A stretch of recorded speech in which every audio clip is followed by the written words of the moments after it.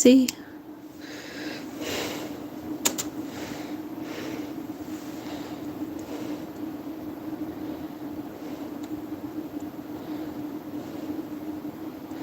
All right. There we go. A little bit more. Oh.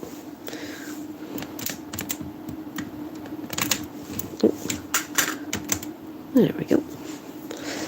Alrighty, I'm back, guys. Sorry about that. It wasn't intentional. I just didn't realize the phone I was using was not plugged in, and thus the battery died. And that's why the live stream ended. And then I decided it was probably a good time to get some actual real food. So, thus, I've consumed the food, and now I'm back to making things.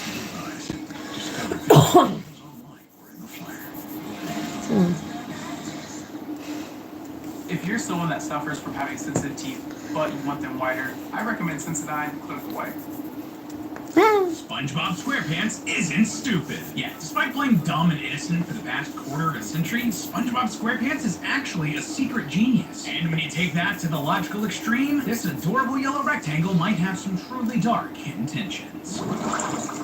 Hello, Internet! Welcome to Film Theory, the show where F is for film theory. U is for you and me, N is for anywhere and anytime at all, so why not subscribe for new videos every week? So at this point, no one needs an introduction to SpongeBob SquarePants. I mean, everyone knows him. Absorbent and yellow and porous is he. And if you don't know him, well, you're basically living under a rock with Patrick. Honestly, one of the most impressive things about SpongeBob SquarePants is just how much staying power it had. The show first aired on Nickelodeon all the way back in 1999, last century, and it's never left. It has a pretty classic cartoon formula. SpongeBob and his friends get into some silly adventure every week in the town of Bikini Bottom. Some slapstick comedy ensues, at least 2 memes are born, complete disaster is averted, and everything starts all over again next episode. It's a classic format that's created some of the most iconic parts of internet culture. Seriously, there's a meme you almost certainly recognize from basically every single episode of this show. And with a brand and characters that strong, it feels like everyone knows their deal, right? Mr. Krabs is greedy, Squidward is a tortured artist, Sandy is from Texas, Patrick is dumb as rocks, and SpongeBob himself is so naive and innocent that it borders on him being a complete idiot. Or is he? Is SpongeBob actually a secret genius? An intelligent mind up there with the likes of Newton, Einstein, and Oppenheimer? I mean, okay, well, let's not get ahead of ourselves. I think just proving that he isn't stupid would be a good start. Yeah, okay, just to be straight up with you loyal theorists, when the team first came up with this idea in our writers' meetings, I thought it was both incredibly silly and incredibly fun. And honestly, those are the best types of episodes. Oh, we're watching an old school cartoon and taking it way, way too seriously? Hell yeah, brother, that's some dumb fun and I'm here for it. And honestly, when you do look at the evidence, there's a shocking amount of it pointing to SpongeBob being much, much more intelligent than he lets on. And if we keep pulling that thread, soon it becomes clear that he's doing something truly dark and vile with that intelligence, all for his own sick amusement. Yes, really. So are Movie you theory, ready? yes.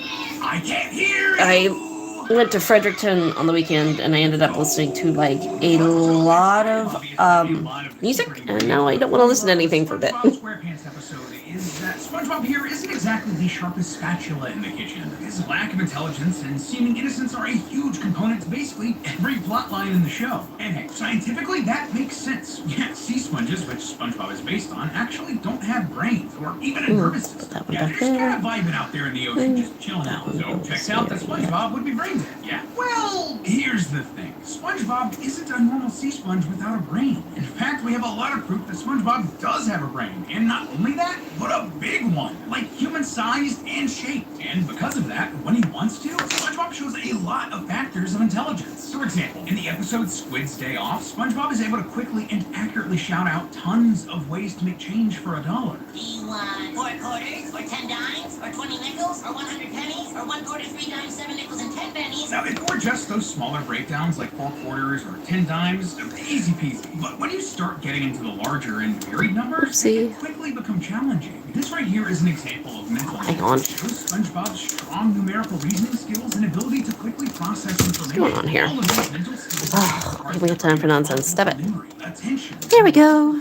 and studies have shown that in general, nudgies. people who master mental arithmetic will have a higher IQ than those who don't, for what that's worth. But it's not just math that shows this sponge's brain power. SpongeBob is also very artistic, way more so than other characters like Squidward, and this is shown time and time and time again in the series. With basically no effort, SpongeBob is able to draw a well-rendered face, fold paper origami, and sculpt a block of marble into a finely detailed statue. All of this alone would be incredible works of art. Does that But look? on top of that, more Monster studies have face? found that creative people typically have a higher IQ. Again, for whatever that's worth. Sculpting that statue in particular. No, I'm gonna need some inspiration, I think. Let's see what's on Pinterest. Ooh, everything got sticky again. Basically, it's transferring a mental image you have in your head into the real world. And as someone who's tried making those clay pots and statues before, I can tell you firsthand that this is. I got all these guys baked too while unforgiving as Marvel. phone was charging. Isn't even mentioning SpongeBob's incredible musical skill. I mean, my man played at the Super Bowl. Even SpongeBob's choice of career as a fry cook could hint at his intelligence. Yeah, high-class chefs in higher-end restaurants are considered higher. Oh, that's a good one.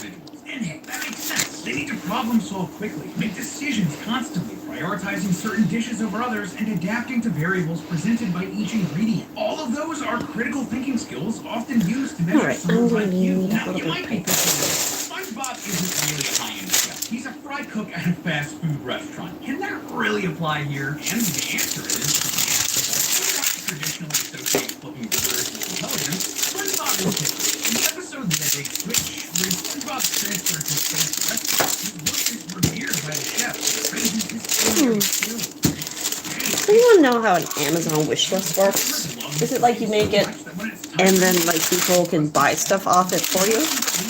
Right? Something like that? To make him stay. And then in the episode Spatula, SpongeBob is so good that King Neptune spits it on his patty to enjoy it a second time. There are just tons and tons of more examples, but you get the idea. SpongeBob has nearly unmatched culinary skills on top of his exceptional creativity and ability with math. The long and short of it, SpongeBob is no fool. He may act stupid, but he's an intelligent creature, perhaps one of the smartest in the whole series. So, there. Theory done, right? Slap some red text on a thumbnail and let's call it a day. Well, not exactly. I think we've done more than enough here to explain that SpongeBob is much smarter than he lets on. But, so what? What does It's that mean busted for the again, rest of isn't the it? series? Thank you guys for the love tonight. In the canon of the show, the fact that SpongeBob is this smart should mean that he should be miserable. Here, let me explain. This actually comes down to how intelligence is portrayed in the rest of the series, particularly with one Squidward's cynicism. And that comes down to Squidward's anatomy. Yeah, despite the name Squidward, he's actually an octopus. Mind-blowing, right? But for real, this is important because an octopus actually has 9 brains. One in their head where you'd expect to find a brain, and one in each of their tentacles. Because of this, octopods are considered one of the smartest animals in the ocean, and much more intelligent than the likes of, say, Sponge, Patrick, and SpongeBob. Yeah, like we said earlier, and did you know that starfish also have brains? Also, a side note,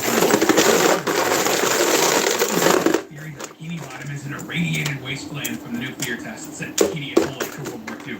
Anyway, several studies and articles have discussed how people with higher intelligence have a higher risk of suffering from depression. One of the factors here, intelligent people often feel misunderstood by intelligent people in their lives, which is definitely the case for Squidward. Obviously, this isn't the case for everyone, and it varies from person to person. Intelligence doesn't have a cause and effect relationship with depression, but sadly, they absolutely are often found side by side in several subjects. And at least in the world of SpongeBob, there is a correlation between intelligence and happiness. In the episode Patrick Smartpants, Patrick suddenly becomes very intelligent after a bit of misadventure with SpongeBob. All of a sudden, he's no longer amused by SpongeBob's antics, and the two grow apart. But by the end of the episode, well, I mean, just listen. Knowledge can never replace friendship. He realizes that he'd rather be stupid and happy than sad and alone. And this is also what's driving Squidward. He feels just so much smarter than everyone else in Bikini Bottom that it's left him feeling isolated and misunderstood. So, if SpongeBob is actually smart, and being smart in this world seems to make you miserable, why isn't SpongeBob miserable all the time? Shouldn't he be just as sad as Squidward or Patrick when he had his big Markiplier brain? brain? Maybe, but Markiplier perhaps SpongeBob brain. is finding a way to vent that sadness, that frustration, taking those negative feelings out on someone in particular, making someone else's life absolutely miserable to make his own just that little bit better. Yeah, you know how Squidward always seems sad and seems to hate SpongeBob? Maybe that isn't just because he finds SpongeBob annoying. Maybe it's because SpongeBob is intentionally hurting Squidward, mentally, emotionally, and physically. Yeah. Okay, listen, I know that's a big claim. I get it. It's out there. But when you go back and watch the series looking for moments where this happens, it comes up surprisingly often. For example, sometimes SpongeBob will take the pranks that Squidward pulls on him and turn them.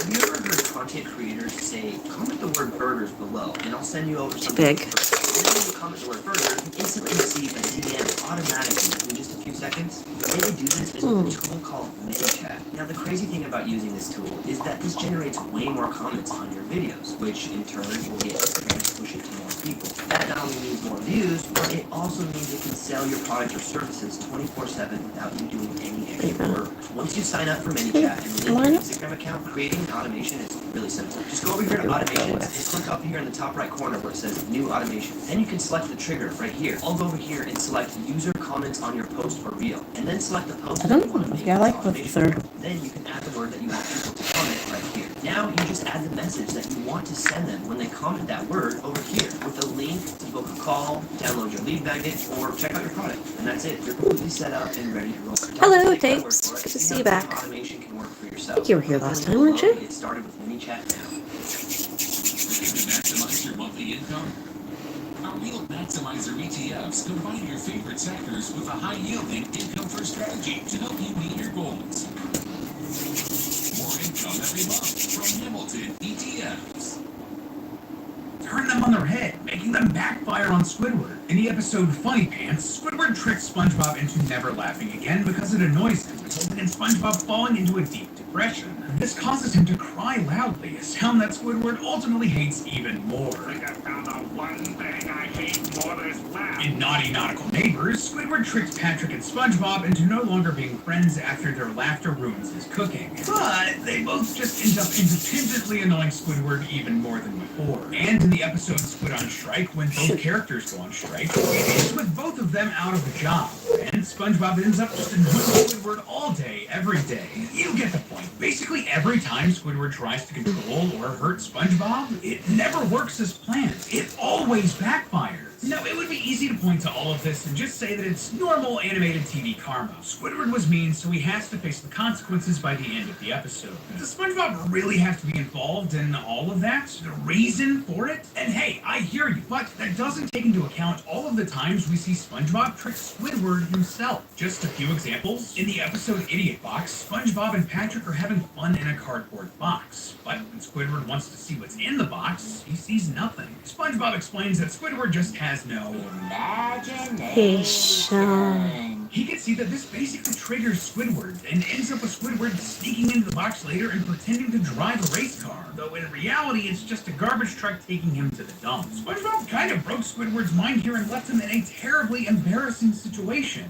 But it doesn't stop there. It's not just his ego he hurts, he also hurts Squidward's wallet. In the episode The Paper, SpongeBob goes all out, making just a single piece of paper appear so valuable to Squidward that he ends up trading everything he owns for it, only for Patrick to come along and use it to throw away chewing gum, leaving Squidward with nothing. And if that wasn't enough, he even gets Squidward physically injured in life-threatening situations. In the camping episode, SpongeBob warns Squidward about the dangerous sea bears and all of the things that can attract them. Squidward, of course, doesn't believe in sea bears and does all of the things that SpongeBob warns against. And when Squidward questions why a sea bear doesn't show up, SpongeBob says, Maybe it's because you're not wearing your sombrero in a goofy fashion. and of course, a sea bear immediately shows up and attacks Squidward. SpongeBob could have just done nothing here and spared Squidward from that pain, but instead, my man more or less used reverse psychology and got Squidward mauled by a sea bear. And man, this isn't isn't even the only time this sort of thing happens. In jellyfishing, SpongeBob takes Squidward to go jellyfishing while he's in a full-body cast, leaving him to be attacked by the mother jellyfish. In restraining SpongeBob when Squidward burns his hands, instead of pouring water on it to soothe the injury, SpongeBob accidentally pours it on the floor first, before Squidward's whole body ends up in a frying pot. And then in Choir Boys, when Squidward is trying to ignore SpongeBob, SpongeBob decides, This Jordan pothole ought to get his attention. and this straight up causes Squidward to crash and get launched into a jellyfish field where he gets electrocuted. And just the cherry on top here, we know for a fact that SpongeBob isn't innocently stumbling into these actions that hurt Squidward.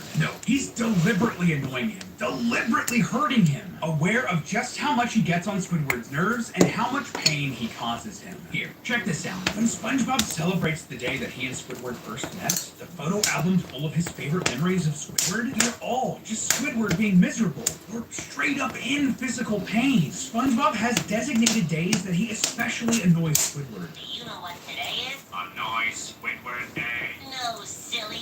That's on the 15th. This guy straight up has annoying Squidward marked on his calendar. And when Squidward even communicates that he dislikes SpongeBob, that he wants him to stop, SpongeBob acknowledges that he knows. SpongeBob, Yes, Squidward. you know I hate you guys.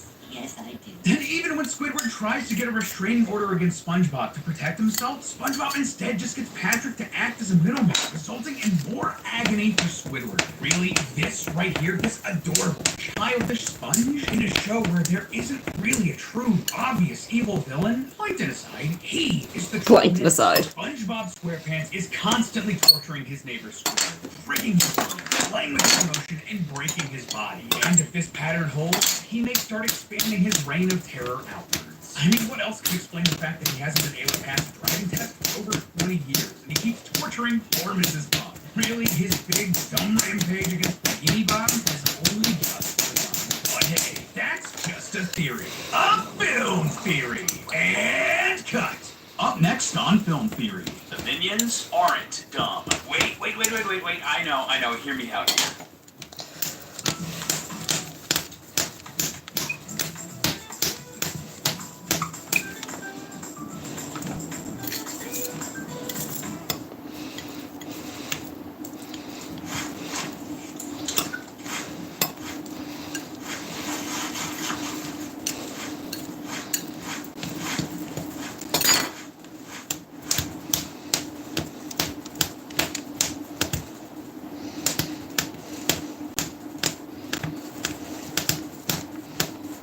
This is everything you need to know about the Book of Bill. With the new year upon us, the ARG still ongoing, and Gravity Falls clearly ramping up for something new, I wanted to take all of our speculation, theorizing, ARG solving, everything we've done for the Book of Bill so far, and put it in one place for your convenience. And, of course, I couldn't resist also tossing in a couple new mini-theories, too. But you'll have to watch them to see for yourselves. And real quick, big shout-outs to the Gravity Falls subreddit, and as well as the other awesome theorists here on YouTube that all worked their butts off decoding the Book of Bill and this ARG.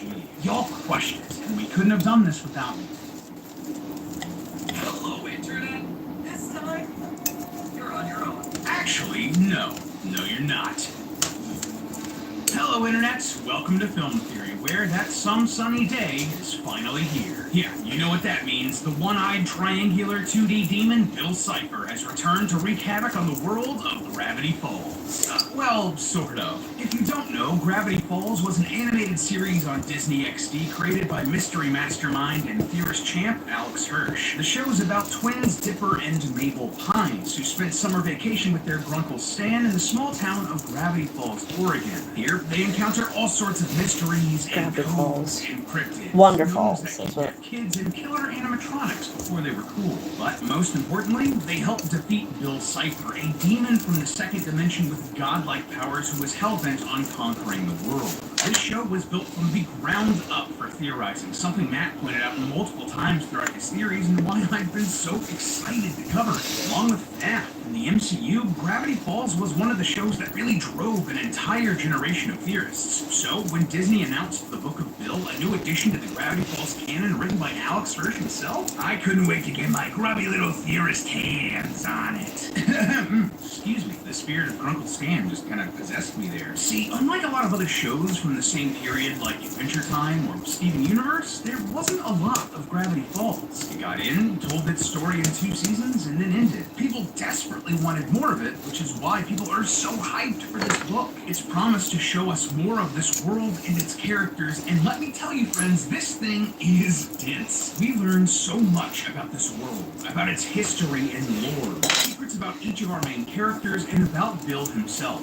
And that's without cracking any of the mysteries and codes inside. You guys have been asking us to cover this book for weeks at this point, and believe me, we've heard you. We've been working on this in the background and wanted to make sure we approached it right. And just to be upfront here, friends, there's a lot here. So much in this book and the surrounding media and ARG that there's no way this won't be at least 2 episodes. So today, for this theory, we're just going to be looking at the contents of the Book of Bill itself and what it tells us about the future of this franchise. But don't you worry, it tells us a lot about the future of Gravity Falls. The main thing? Well, it's spelled out clearly in this book in bold, underlined letters. But Bill Cipher is alive. He survived the events of Weirdmageddon, and that might mean the doom of the entire multiverse. But, well, someone's looking out for us. Shake my hand, friends. It's time to get weird. So, probably the first thing we should mention about the Book of Bill is that it canonically originates within the Gravity Falls universe, like the literal physical book itself. It's a tool that Bill uses to psychically link with the reader, and it haunted Ford over in Gravity Falls until he got sick of it and threw it into a dimensional rift left behind by Weirdmageddon. It then ended up in our world, where the reader finds it and is offered a deal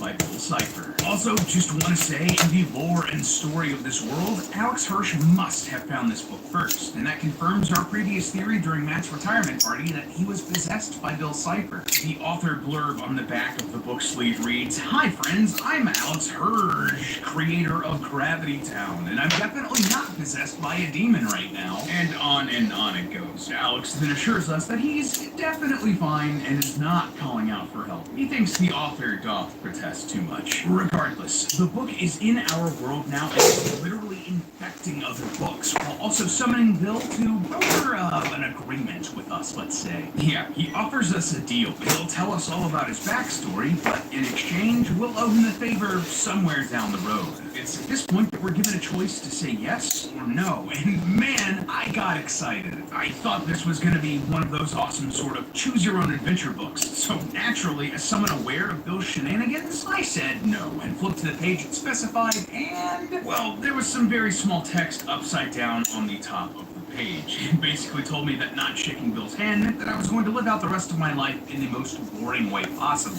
As a middle manager at a mustard factory in Idaho with 4 children, Gervis, Orvin, Borley, and Smunt. Poor Smunt. Unreal. I am absolutely the sort of person that would name like a cat Smunt, and I apologize to my future cat because, well, your name is Smunt. Okay, so it really seems like if we want all of the new juicy lore in this book, we need to agree to this. And hey, well, I've sold for less. We agreed to this deal, and whoa! In one of the coolest bits of meta storytelling I've ever seen in this sort of product, Bill starts laughing maniacally and literally rips his way through the book into our reality. Honestly, it's really slick stuff and a bit terrifying, and though you might expect Bill to immediately kill us here and move on, nah, he doesn't. He actually keeps up his end of the bargain, and then some. The content of the book becomes super varied, bouncing between sections that look like magazines, Q&As with Bill about the concept of love, a how-to guide on how to get into heaven. It's mysteriously left blank, so immediately you get what Bill thinks about that idea. There are tons of hidden codes that you'll need to decipher if you want the whole story, and there's even just straight-up excerpts ripped from a book called The Great Gatsby. This was a novel by F. Scott Fitzgerald that everybody had to read in like the 7th grade, which just entered the public domain a couple of years ago, so hey, why not? It's still weird, but why not? But a couple of my favorite sections? Well, first off, there's a whole section talking about urban legends and cryptids that look like they're ripped straight out of some analog horror here on YouTube. There's Slender Man, who lies about people, Guillermo del Torso, who has a passion for cinema and has written a script for National Treasure 4, the Off Model, which is a monster that looks like bootleg IP and would just like legitimately be a good monster for this sort of analog horror. Can we make that? And the Mirror Dimension that contains monsters like Bloody Mary, Dysmorphio, and David Lynch. Lynch. Yes, as in film director David Lynch.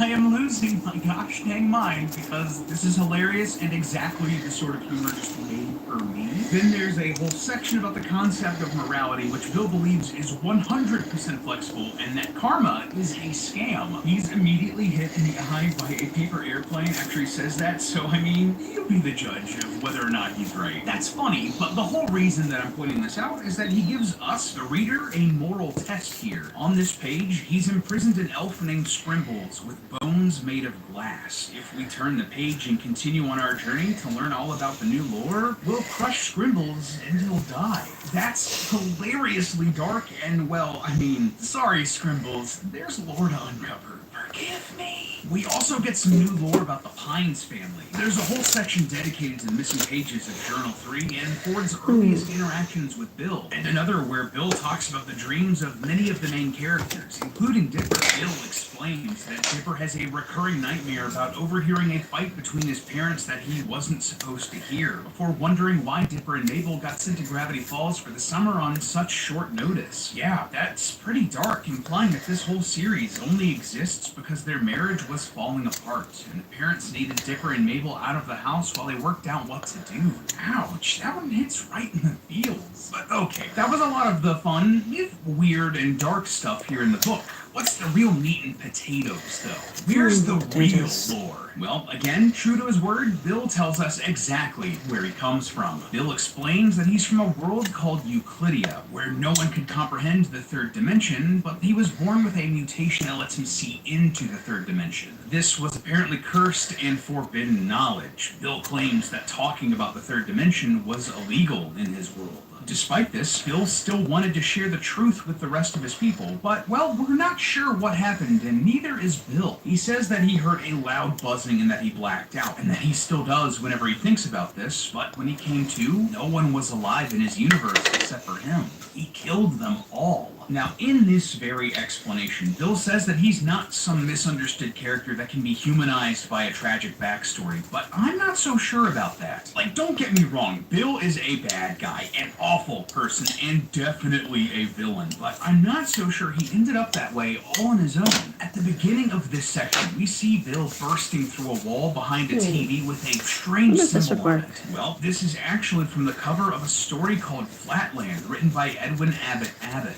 In Flatland, a two-dimensional square is visited by a three-dimensional sphere, who teaches him to look outside of his perspective. And once the square learns about the third dimension, he tries to convince his fellow 2D shapes, but is jailed for what is considered madness. Perhaps something similar happened here with Bill, with some being enlightening Bill and sending him down his villainous path. Regardless, the result is the same. Bill ended up killing everyone in Euclidia and moved on to That's a a new universe. really bad Here, name. Bill found himself in a nightmare dimension where he formed ne'er-do-wells called the Hinchmaniacs to help him get up to all sorts of shenanigans. We actually know most of these characters from the actual show. For 1 trillion years, they robbed banks together, crashed planets together to make them kiss, conquered dynasties, and even recorded a Christmas album. But not all good things can last. Eventually, the Nightmare Realm came apart at the seams as entropy caught up with the universe and destroyed. Bill then ended up in the series from the universe and was drawn to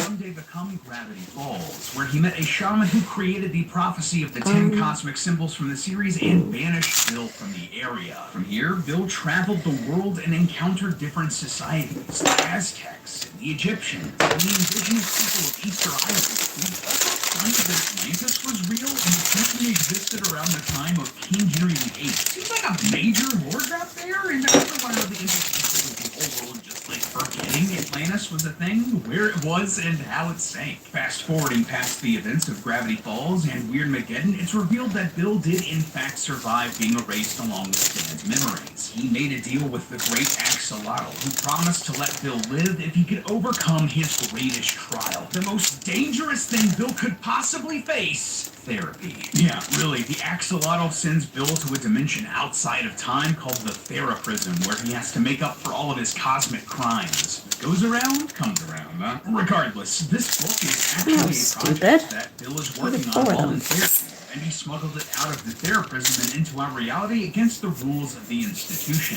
But Bill signs off the book by promising that someday he will get out. Someone will let him out, and we might have an idea just to who that is. At the very, very end of the book, I'm talking like the last couple pages, we see a picture of the Bill Cipher statue in the woods from the end of the series. However, if we turn the page, Yogo Nano presents the Snack Time Standoff.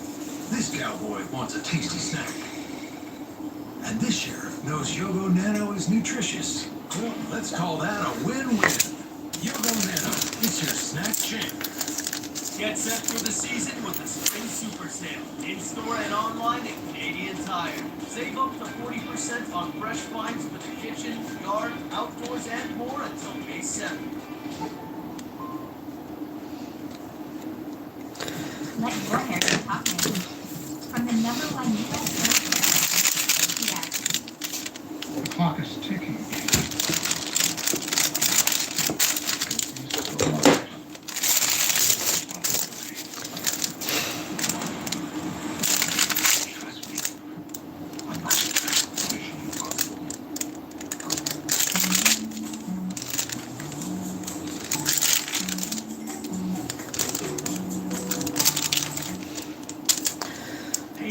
we see that same so statue again, but its eye has started glowing.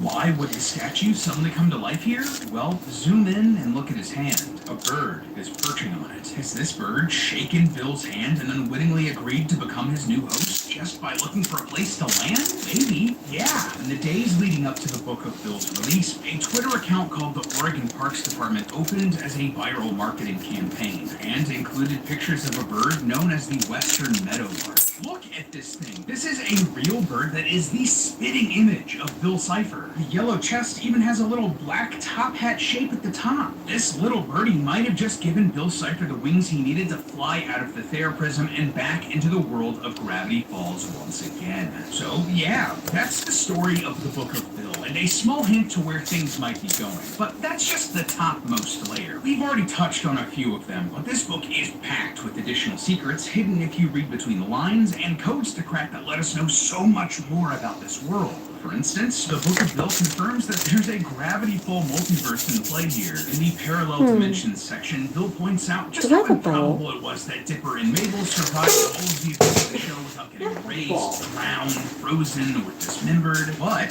that's only because we're in the only timeline where that didn't happen. Yeah, in basically every other one, Dipper and Mabel die horrible deaths at the hands of all the freaky stuff from the series. What's more, the entirety of this multiverse is actually contained within a Pokemon card. Like, literally a Pokemon card in the backpack of an unfathomable being outside time, considering just sure that's neat, and hope whatever you're doing brings you success. Thank you so much.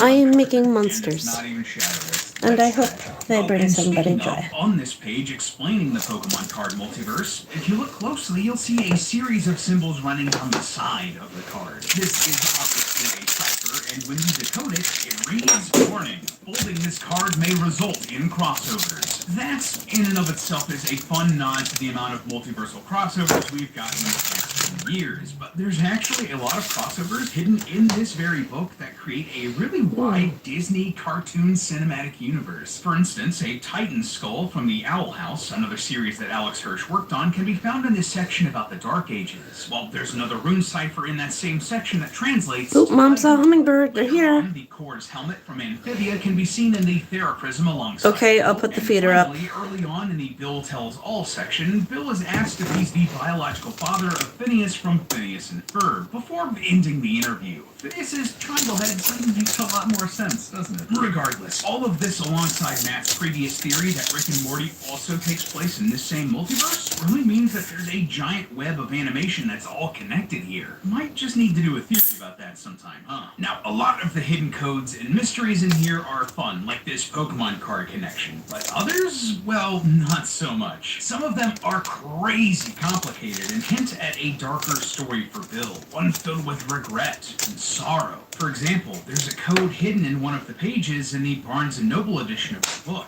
Yeah, if you didn't know, Barnes & Noble had an exclusive version of the Book of Bill which had additional content. Something that none of us here at Theorist realized until we'd already gotten our copies off of Amazon. Thank God for overnight shipping. Regardless, in the messages on your TV section in the Barnes & Noble edition, at the very bottom of the page, you'll notice a series of square color blocks. At first, I thought this was just a weird, glitchy effect to really drive home the analog nature of this page, with the scan lines and chromatic aberration and all the VHS goodness. But there's actually a pattern to these colors. Yeah, they correspond to letters of the alphabet, and if you decode the right order, it spells out the message: he never sleeps, he never dreams, but somehow still he hears their screams. This has to be about Bill. He isn't sleeping or dreaming, but he's still haunted by the screams of everyone he's killed. This is further Cuter in my driven head. home on the page covered in silly straws.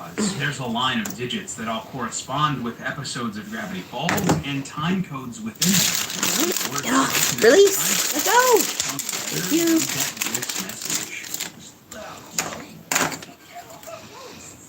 Family.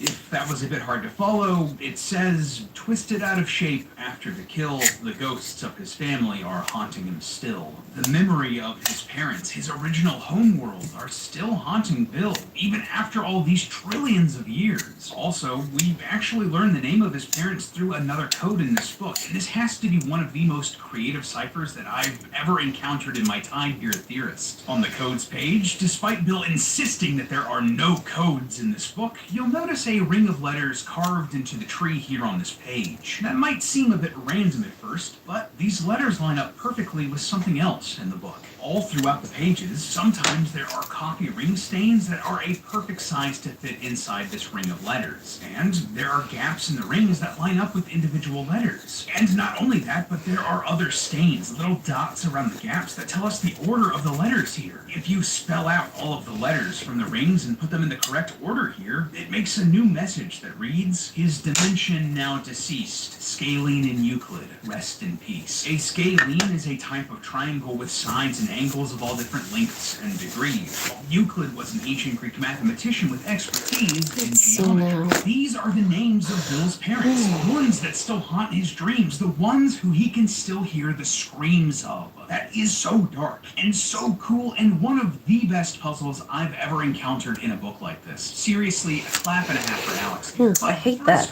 Let's do that one next. Something's weird here, right? A lot of the codes in this book are written by Bill himself, and you can tell when they are. He has his own very specific way of speaking and his own I don't want to room mix up cipher more of that that's if I don't consistent have for to. his character. Pain in the ass. I should do a big one though. Sound like Bill. Or Sounds they're cute. talking about Bill. No, someone else is writing code in here, Whoopsie. and there are a few options. Who it is might end up being very important if Bill is truly coming back through that bird. First option? Well, the clear and obvious choice would be the axolotl. He's already shown to be more powerful than Bill, enough to put him in therapy, so maybe he's trying to help Bill work through some stuff here. But that's also the most obvious option and the most... I don't want to mix up any more of this. He uses it all for one. Well, it could be the people that he's possessed over the years. Yeah, for real. We learn in the book that Bill isn't alone inside of his head. At the bottom of the page about skin, there's a section that gets cut off called Learning is Fun. But it's not what you'd expect. Instead of more factoids about skin, we're shown a cry for help from someone named Grebly Himberdrek of Zimtrex 5, one of thousands of souls that Bill has consumed over the years. It's not entirely clear how this would happen, but I think it's a pretty safe guess to say that these souls Bill consumed were the people that he's made deals with. And now they're stuck inside of Bill's mind,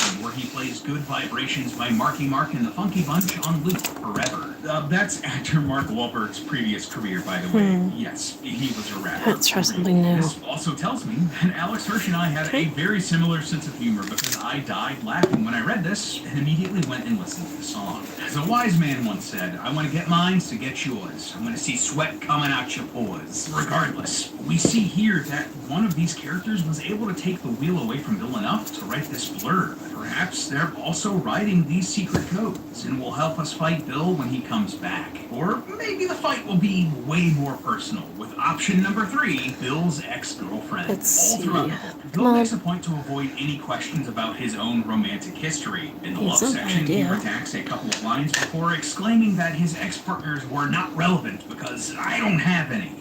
Yeah, sure, Bill, sure. Later, while introducing his crew of henchmaniacs, one of them is completely scribbled out in red marker with a big label saying, not important. If you look through the red marker, you can barely make out that this character's name is Jessie, and her art looks like she has a lot of eyes. Maybe 7 of them. If that doesn't mean anything to you, fair.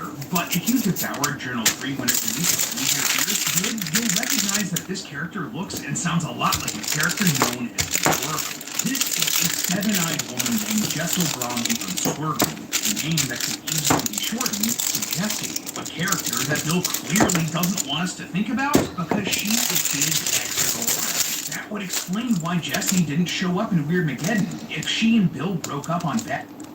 You'll want to hear something. Wide enough.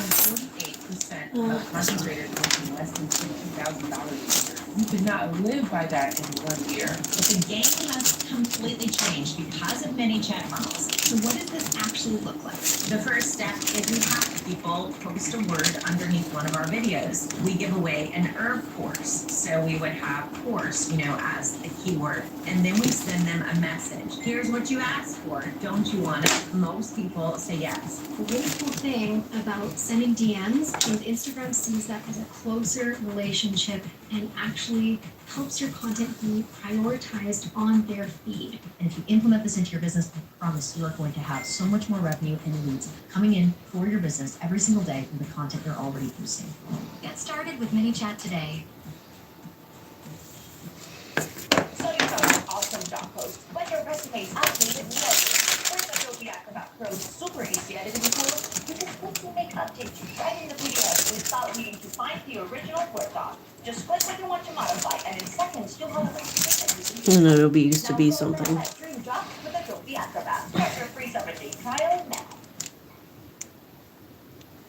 On bad terms, enough so that Bill wants to scrub her out of his own history? Yeah, she wouldn't want to show up for that. Maybe she's the one who is writing these codes about Bill's regrets, something that she would know as his ex-partner, trying to help us find a way to beat him in the future. To me, that is the most exciting option, Jessie coming back and trying to help defeat her evil ex once and for all. But we'll just have to wait and see. So yeah, all in all, that's the story and the codes hidden in the Book of Bill. It's a lot, and there are puzzles and ciphers here that go even deeper, and weird choices that might not make a lot of sense if you read I suppose I could have baked it once I got the texture I mentioned on. this earlier, but there are just straight up several pages ripped Maybe from I'll do that Great for the next Gatsby batch. republished in here. Strange, right? Well, there was a reason for that. One that starts us down a whole new rabbit hole. Let me explain. After we accept Bill's offer at the beginning of the book, it sort of resets, and we're given a new cover and a new page full of all the publishing information of the book. All of this information is now themed around Bill, and at the bottom of the page, we're encouraged to visit thisisnotawebsite.com. If you did that early on, like right after the book was released, you were asked for a password. What was this password? Well, early on in the book, we're given the One True Intelligence test, and one of the puzzles just looked like a bunch of random lines and squiggles. And if you look physically at this image at an extreme angle, the lines form into words and gives you this message. Need a password? Fine, I'll talk. It's the name of the eyeball doc.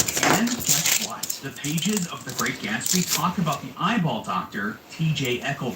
Type T.J. Eckleberg into the website, and bam, a whole new world is opened up for us to explore. Okay, so what exactly is thisisnotawebsite.com? When the website was first discovered and this password entered, there was just a countdown clock, and when that hit 0, nothing happened. We were just hit with a series of technical difficulty pages involving Sue's trying to get things working. If you clicked on Seuss, he'd even change up what he was saying, offering links to a full copy of The Great Gatsby and some Gravity Falls themed lo-fi. A lot of people thought that this was part of the ARG, and it might have been. However, Alex Hirsch quickly took to Twitter explaining that sometimes technical difficulties are just technical difficulties. If If I were to guess, I don't think Alex, Disney, or anyone else expected the sheer amount of interest in this ARG, and things just weren't ready, or the website went down from the sheer amount of traffic that they were seeing. But eventually, those technical difficulties were ironed out, and the website relaunched, this time featuring a desk within the Mystery Shack complete with haunting music, ambient rain, and a glitchy computer just begging to be toyed with. A ton of the things on this desk are actually interactable. For example, if you click on the Book of Bill here with the dagger in it, it'll open up the book and give us a note for Dipper written by Uncle Ford, telling us that he was mining the book for secrets before chucking it into a bottomless pit. That must have been the portal that let it end up in our reality, where Alex Hirsch got his hands on it and put Bill on the path to the bestsellers list. I guess that this also means that since the book is here in this website in the Mystery Shack,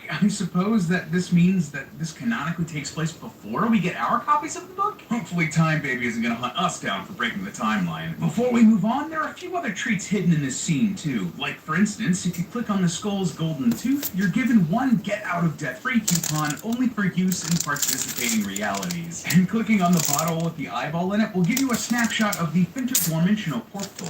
And Bill was right, that was very difficult to say out loud. Regardless, this was another portal constructed by dolphins, but unfortunately for Bill, it didn't work out. Porpoises don't got no opposable thumbs. And finally, clicking the McGucket logo on the computer gives us a note left behind by Old Man McGucket. In case you need a refresher, this guy was a surprisingly big player in Gravity Falls. He was a hillbilly who was once a genius, but he voluntarily scrambled his brain after witnessing Bill's antics in the Nightmare Realm firsthand. And now, it looks like his old computer is the key to solving this ARG. See, you can actually type words into this computer, and if it matches something in the computer's database, you're given a clue or an Easter egg. How did I get inside this computer? How do I get out of here? Now, there's a lot of stuff you can type in here, but we're not going to be doing a comprehensive breakdown. If you're looking for that, there are tons of great videos here on YouTube from creators like Hannah Hyperfixates that do a great job of breaking it all down. So, for us here today, we're just going to be focusing on a few key codes, and some that I just kind of thought were funny. Like, I'm not above entering Mabel up 11 billion times and Mabelizing the whole lab. It just makes it feel more like home, you know? Plus, this is where you get Matt's cameo on the website, therefore making all of us theorists here canon in Gravity Falls. Hello, Internet. This time, you're on your own. Good luck. So where do we even start here? Well, using McGucket's note as a jumping off point, there are a couple of passcodes we can try that are hidden in here. The one of most consequence is Goodnight Sally, and it starts us down a This code pulls up an image of a yellow graffiti with Bill dancing while the church burns down in the background. Fun, but there's more hidden in this meets the eye. If you zoom in on Bill's left shoe, the one that's outstretched, the small dots and dashes running along the edge of the shoe sole. This is, of course, Morse code. Deonorap, paranoid backwards. Then, if you type in Deonorap on the computer, you get a conspiracy board that'll make even Pepe Sylvia proud. There's a lot to take in here. Hints that Bill was involved with the Kennedy assassination, had links to inventor Nikola Tesla, and Russian mystic Rasputin, was literally that sank the Titanic, and is the reason that the Bermuda Triangle is so funky. Also, you just gotta love Bill's apparent belief that Doritos are a, quote, crude attempt at mockery. That one earned a legit guffaw from me. I love this page, but the reason we're talking about it today is that there's actually a clever puzzle hidden here. All throughout the conspiracy board, you'll notice some strange groupings of letters. An OC here and EHT there. Well, if you find them all and put them all together, it makes the phrase Stad et Tinnock. That's connect the dots backwards. Now, I'll admit I spent an embarrassingly long amount of time trying to connect the dots here on the page to actually make something work before I realized it's just another code. Type that backwards phrase into the website, and once again, you're given a treasure trove of new information. Are you sensing a pattern here? This gives us a chapter of a fictional book called Lesser Known American Cults, and tells us about cyphertologists, described as the first cult in history that was right. By possessing the body of snake oil salesman Silas Birchtree, Bill was able to build himself a following as he turned to the city of Orchard Lake, Kansas, into Billville. Here, his followers started to build him a portal before the plan was foiled by a rebel named Emmeline Butternubbins. Yes, Butternubbins. I continue to be in awe of Hirsch's ability to name things. This chapter ends with a message hidden in Cypher's special alphabet. Translated, it reads, "You can't kill an idea." And typing that into the computer gives us a pamphlet for cyphertologists. Now, this might just seem like the end of this particular rabbit hole, but just put a pin in that. Another rabbit hole we can dive down involves us just typing in the word riddle. This brings up a screen that just asks us, would you like to play a game? Suddenly we are in Saw. Do you want to play a game? Of course, you know us, we are absolutely up for this. If you type in yes to answer it, you're again asked a question. This time, what's McGucket's favorite soda? This answer is actually found back in the Book of Bill, on the page depicting the nightmare that is McGucket's mind. In this tornado of awfulness, we can see a can of soda labeled Mountain Don't. I personally prefer Voltage or Baja Blast myself, but you know, personal preference. Type in Mountain Don't, and we're once again given another riddle. Oh boy. Yeah, all in all, there are about another dozen of these riddles, but eventually we're asked the question, Bill Cipher's lawyer? That might seem nonsensical, but this is actually where that pamphlet comes in. If you scour that thing, you'll see that Bill is represented by the law firm Caesar, Atbash, and Vision Adam. All of those happen to be the names of 3 very popular code ciphers, so that's a fun Easter egg. Type those in, and you're asked who defeated Silas Birchtree. If you don't remember, that was the guy Bill took over to lead the Ciphertologists, and he was beaten by the hilariously named Emmeline Butternubbins. Type that last name in, and we're finally told we have earned a treat. Follow these instructions, and it'll actually download a zip file onto your computer called Bill's Files Do Not Open. You have to know every cybersecurity alarm in my head is going off right now, but come on, we gotta open this. Don't screw us, Disney. Thankfully, it's just a bunch of wallpapers, a reward for figuring out this ridiculously complex puzzle. And nothing else, right? Well, at this point, we'll see. It feels like everything in this website is part of a greater puzzle, from fun wallpapers to fake law firms on pamphlets. Now, speaking of fake law firms, we can actually summon Bill's very own lawyer and sign away our soul to him, and this starts us down another rabbit hole. Signing over our soul here will turn the flame of this candle blue, signaling that we're now part of Bill. But that's not the only change it makes. Now, we can interact with the knob on this computer, and doing so treats us to some unsettling audio coming out of the static. This is not our first rodeo, theorists. This is clearly some backwards audio, and it says...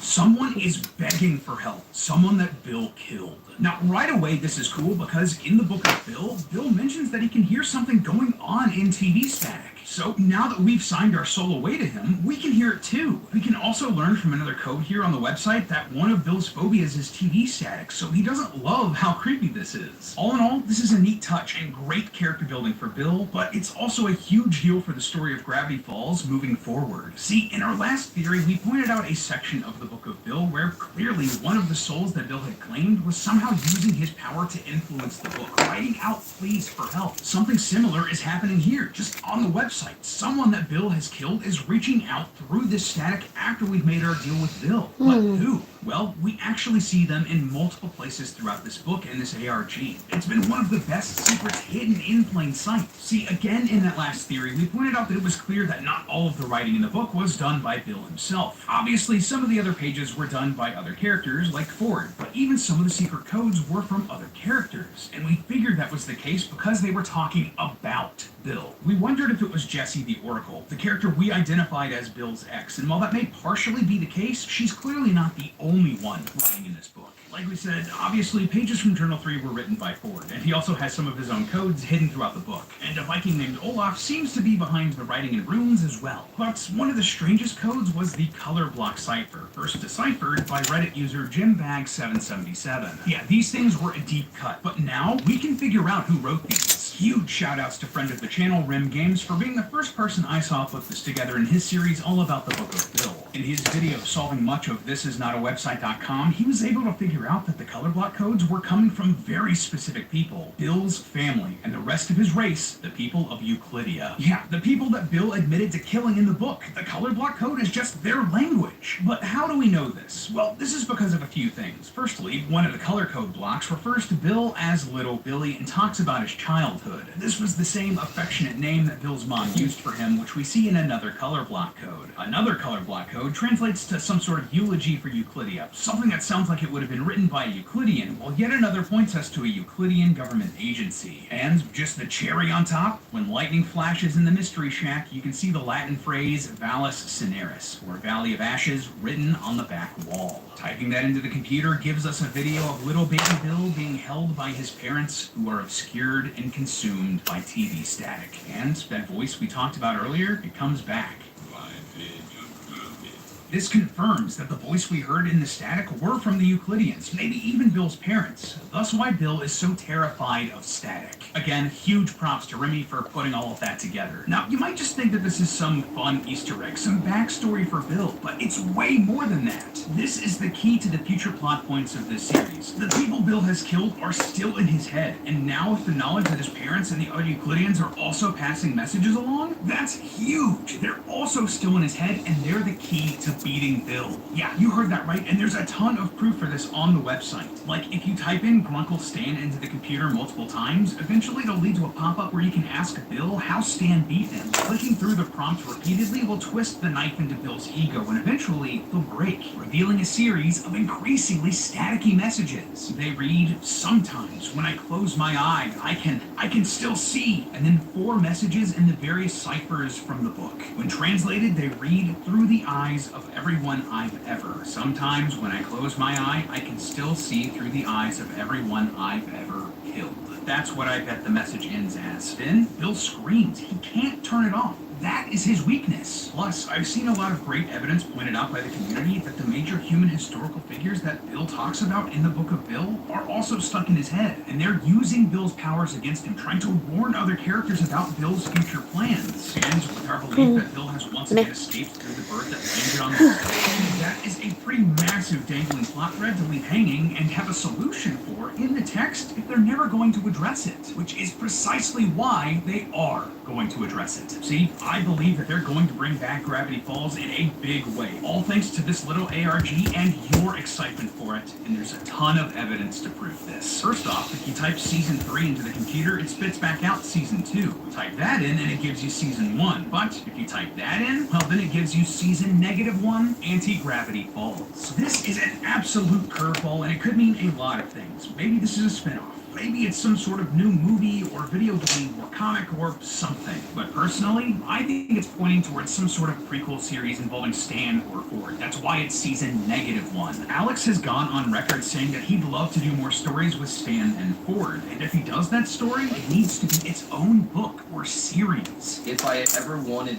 to do something with this show more in a animated context, I'm keeping certain material for that. If I'm going to do some adventures with Stan and Ford, either they need their own book or their own miniseries. But that's just one possibility. It's one I definitely think they're going to be exploring, but it's not the only one. They could also do some sort of sequel series or movie involving all the souls trapped in Bill's head, like we worked out here today. My friend Ryder from Foot of a Ferret actually pitched that out in one of his own recent videos, and it does sound great. And really, I think a continuation of this show just makes sense. This is the same company that made X-Men 97 after all, and with other massive fan favorites from the mid-2010s like Regular Show and Adventure Time getting a ton of continuations and spin-offs, it just fits perfectly. So why? Why haven't they just announced it yet? Why hasn't there been any movement on this despite the massive fan interest in this series and some sort of revival? It's simple, friends. Alex Hirsch legally can't work on it right now. See, back in 2018, Alex signed an agreement with Netflix to exclusively develop shows and movies for the streamer. And we know for a fact that he's still under this contract. In April of 2024, Alex did an interview on the channel Hannah Hyperfixates where he said, I could probably talk Disney into a miniseries if I was out of my Netflix deal and I really wanted to. If he could get out of his deal. He's still under contract to produce shows and movies for Netflix. Regardless, this quote was from before the Book of Bill released and was a smashing success, and you best believe that there's some real interest from everyone involved now in making this happen. Just recently at New York Comic Con, Alex said that Disney were the ones that reached out asking him for another Gravity Falls story. And now, everyone involved realizes that there's a real hunger for more Gravity Falls content, all because of your excitement. You, me, we all made that happen. The only domino left to fall is getting Alex out of his Netflix deal, and I bet there are lawyers working their butts off to make that one happen. Mini theory number 1. Is this the limit for Bill Cipher's power? So, along with giving us just a ton of backstory for Bill Cipher, I believe that the Book of Bill also gives us a good reason as to how and why the great Axolotl has so much power over Bill. why Bill is scared of him and doesn't seem to like axolotls in general. Hear me out. So, if you don't know, the Great Axolotl was like the god in the Gravity Falls universe, and he has enough power to both save Bill from the destruction at the end of Weirdmageddon, and then imprison him in interdimensional therapy in the Book of Bill. So, because of that, Bill kind of just tries to avoid the Great Axolotl when and where he can. And it's not just the Great Axolotl that Bill doesn't seem to like. In another Book of Bill theory, we talked about a puzzle hidden on thisisnotawebsite.com that revealed other lost pages of Journal 3. This one tells the story of a pet axolotl given to Ford named Frillium, and how Bill doesn't like the little guy, eventually convincing Ford to release him back into the wild. Bill clearly didn't want this thing that represented the great axolotl entity, or maybe even had a slice of his power, anywhere near Ford or the portal they were building. So why?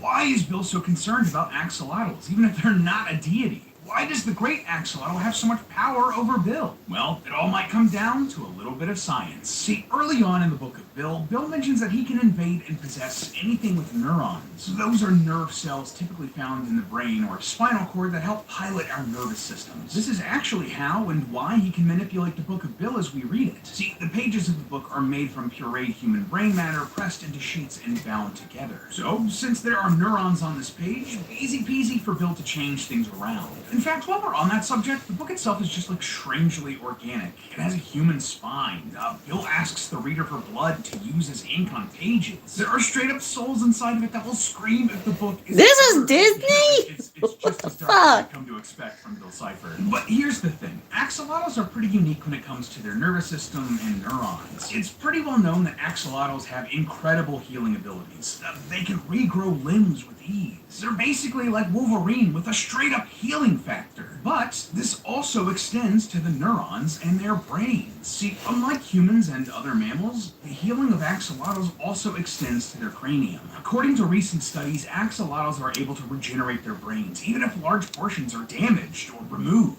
On top of that, they were able to reconnect a lot of the neurons in their brains with each other too, meaning that the regrown brain had the same functions. If Bill takes control of creatures through the neurons in their brains, and axolotls can regrow damaged neurons, theoretically, axolotls could regrow the neurons infected by Bill, meaning that he wouldn't be able to control them for very long, if at all.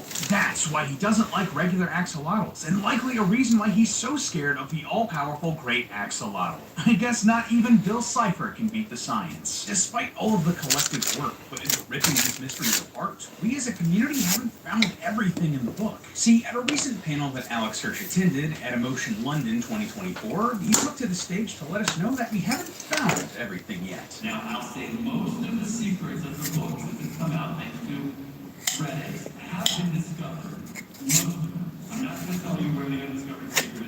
Oh, is that a challenge? You know we have to rise to this occasion and take our crack at it. And while no one has found that secret yet, I think I have a hunch about what this puzzle is, and what exactly it means for the future of this series. And if I'm right, this puzzle's gonna show us a dimension where Bill Cipher has no power, which might be the key to defeating him once and for all. But by the end of this theory today, I'm not afraid to admit that I might need your help to solve this completely. This is the hardest puzzle in the Book of Bill after all. So please, grab your code breakers and journals, loyal theorists. We have to take a crack at solving this final puzzle. So, okay, where do we even start with this? There's so much packed into the Book of Bill, and this is not a website.com, that it seems daunting. But thankfully, I do believe we have a lead. See, at this same panel where he said the puzzle hasn't been found, Alex jokingly scrolled through the Book of Bill while searching for a hint. He landed on a random page, the start of the missing pages of Journal 3 revealed in the Book of Bill. So, I don't know if I need to tell you this, but nothing is random, loyal theorists. This has to be it. And I think I know exactly where this thread leads. See, in the corner of this page, you'll notice some art of an axolotl that doesn't actually appear in the Book of Bill.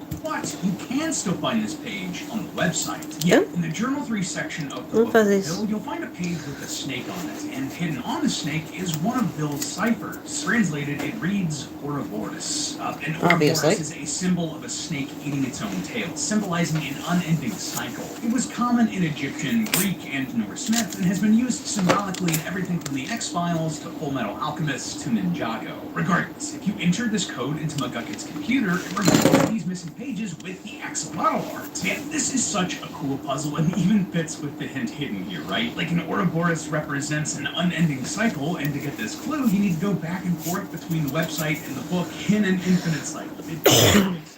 Regardless, this page tells us Am I out of clay? that McGucket once No. got Ford. That's Axolotl, which he got for Ford because he thought the frills reminded him of Ford's sideburns. Ford even names him Frillium because that's the cutest thing ever, and I think I'm gonna die. Ford was initially delighted by the pets, but at the time he was also working with Bill. Bill did not like the little creature. In fact, he seemed entirely repulsed by it. He told Ford that he shouldn't have any distractions while they worked on their portal together. Found it. So Ford released the axolotl into a creek behind his lab, and though it looked back at him with a bittersweet sympathy, he left. Of course, if you know anything about Gravity Falls lore, all of this will make sense to you. A strange quirk of axolotl biology means that they can regrow their limbs if they're ever lost, something that Ford finds appealing, as he says, Got 20. wounded but believe in the stars. Because of this ability, and along with being entirely adorable and lovable little creatures, axolotls represented rebirth in Aztec mythology. But within the series, the axolotl represents far more than just rebirth. The universe also takes the form of an axolotl and acts as a direct rival for Bill Cipher. If Bill is a being of destruction and chaos in a quest for immortality, the great axolotl is the opposite of that. It's a being of healing and rebirth. Now, all of this is a beautiful little story and a good representation of these two cosmic forces full Not this, not that, the this one. Hines family and a galactic game of tug of war. But there's something else here on these pages, and this is why I think this was the hint from Alex. See, on the second page of this journal entry, there's a little doodle of a, quote, new star system down at the very bottom of the page. Now, this stuck out to me a lot because the study of stars and other star systems just fascinates me. And at first, I wondered if this was something very familiar. See, while it's not perfect, it reminded me of the Alpha Centauri star system, which is actually the closest star system to our solar system. But it doesn't really line up super well when you actually, examine it under a microscope. Plus, it says new star system, and we've known about Alpha Centauri for centuries. But despite that, I do wonder if there's some information we can sort of glean out of this. See, in physics and astronomy, there's a principle known as the three A tasty and nutritious snack. Let's call that a win-win. Your banana. It's your snack champ. Full color and bonding all in one. You know it's strong is how it's done. It's so me. The world is in constant motion, and you have places to go. Enterprise has more vehicles and locations than anyone, so you can get just the kind of vehicle you need, when and where you need it. Enterprise, for lives in drive.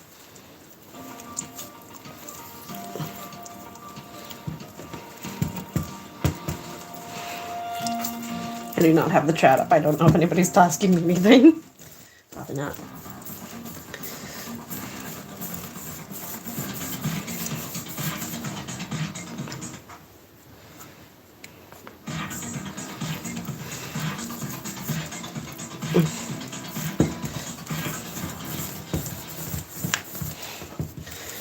Body problem. Yeah, that isn't just a solid book series and Netflix show. It's an actual real scientific concept. So, what is it then? Well, when you have two bodies floating out in space affecting one another, like two big stars or planets, it's very easy to use math and science to predict the speeds and locations of those objects far into the future. However, if you add a third body in there, like a third big star or planet, all of a sudden it becomes very hard to make any of the same predictions, to the point where this three-body problem becomes more or less unsolvable. I'm hoping that that isn't a sign of things to come here for this puzzle, and that it is indeed solvable for us, but that doesn't bode very well. But hey, here's the thing. This little doodle was done in blue ink, which is the pen color that's been associated with McGucket throughout all of the This Is Not a Website entries. Plus, on top of that, this isn't the only time we've seen a little solar system doodle like this. Yeah, there's another one in one of the best hidden codes that the Book of Bill has to offer. A little while back, Reddit user Kirkathy was one of the first to notice this little teeny tiny code deep within the fold of 2 pages of the book. You basically have to crack your book in half to even see it, but when you translate it, it reads, "Destruction is a form of creation. That seems very much like something Bill would believe, wouldn't it? Well, typing this into the website gives us another clue, and I believe this is the end game for this whole mystery. Yeah, as you can see, this thing is wild. It's a note page from McGucket's personal notebook that is just scribbled from left to right, top to bottom, with text and equations and doodles and codes. And if you look down at the sticky note at the bottom of the page, you'll notice a similar looking solar system drawn in the same color. Yeah, it's not quite the same, but enough that I feel like these have to be connected. Oh, and before you suggest that this is an atom, there's actually an atomic drawing elsewhere on the page that is a different style. So this leans much more in the design of a solar system than an atom. Regardless, because of that connection,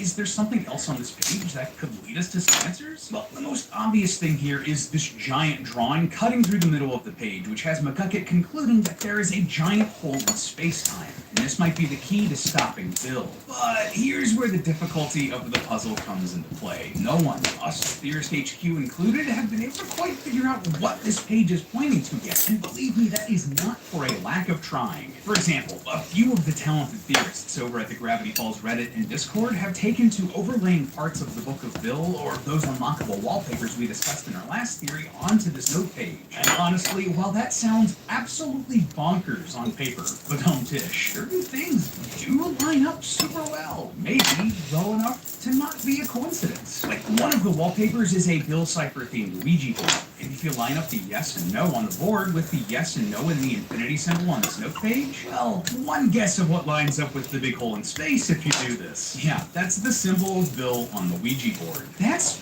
really compelling, and only one of the things they found that lined up really well. Maybe there is something more going on to this here. But while that is super fascinating and might lead somewhere, that's not what I want to talk about with this page. No. Instead, what I want to focus on is something a bit more surface level here. See, one of the big pieces of text on this page reads, "I cannot see him, he is blind." At first, that might seem like a little bit of a confusing phrase, but in the Book of Bill, we learn that Bill once possessed McGucket's brain and left because it was just too much for him. I believe that this left McGucket forever scarred, and also led him to find a way to completely shield himself from Bill. A way to never be seen by him in his all-seeing eye ever again. So, maybe we need to cut it down. He is blind. And, well, I believe that McGucket found one. If you notice on the sides of the grid, there are two numbers that are circled.